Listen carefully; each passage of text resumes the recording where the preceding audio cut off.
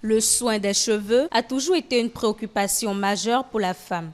Avec l'avènement des mèches, tissages, postiches ou perruques de diverses couleurs, cela constitue donc désormais une arme de séduction pour la plupart des femmes à Cotonou, tout comme dans plusieurs autres villes du Bénin. Personnellement, je n'aime pas trop les couleurs sur ma tête, les mèches de couleur, mais je trouve ça par contre très beau, très joli. Moi, c'est une question de goût avant tout. Je dirais le noir, mais si je dois en mettre une autre couleur, j'aurais préféré prendre le marron. Le violet. Je ne parle pas du violet clair, il y a un violet foncé qui va parfaitement à tout le monde. Pour moi, ce n'est pas une mode. J'ai choisi la couleur or par exemple parce qu'elle ne fait pas trop tape à l'œil, elle n'est pas trop sombre non plus. Dans les salons de coiffure, elles sont également des accessoires de beauté incontournables pour magnifier la beauté africaine féminine. Seulement, la tendance en vogue en ce moment est celle des mèches à couleur. Les mèches couleur, ça brille, ça donne de l'éclat, c'est joli à voir. Ça sort le modèle que la cliente a fait. C'est comme ça, les mèches couleurs sont à la mode.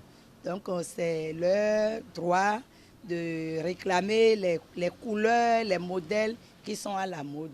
Et c'est plus joli à voir que les couleurs noires. C'est ça que je fais dans mon salon. Malheureusement, les mèches à couleur ne sont pas appréciées de tous. Pour les Cotonois, les filles qui utilisent les mèches sont soit de mœurs légères ou soit possédées par de mauvais esprits. Je pense que ces filles exagèrent un peu parce qu'on voit des couleurs, des fois c'est décourageant. Tu te dis, est-ce que celle-là c'est une fille normale?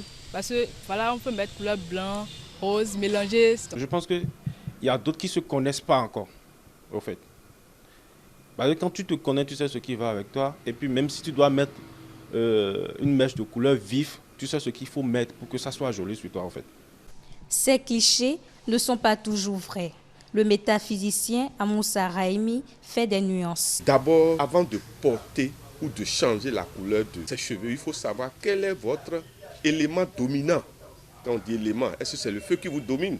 La terre, l'air ou l'eau? Par exemple, je le dis directement, une femme claire qui maintenant va porter des cheveux rouges, excusez-moi, est en train de s'attirer des êtres démoniaques. Disons-le sans hésiter, parce que dans la tradition dahoméenne, une femme claire ne doit pas encore porter des cheveux rouges. D'autre part, suivant le signe du phare que vous portez, vous avez des interdits. Voilà qu'aujourd'hui, beaucoup ne connaissent même pas et ne sont même pas allés à la forêt sacrée et s'amusent à mettre n'importe quelle couleur sur la tête. Le plus dangereux, c'est quoi? Vous voyez des gens qui n'ont même pas 30 ans et qui portent des cheveux blancs. Or, les cheveux blancs sont symbole de Sapata dans la tradition dahoméenne.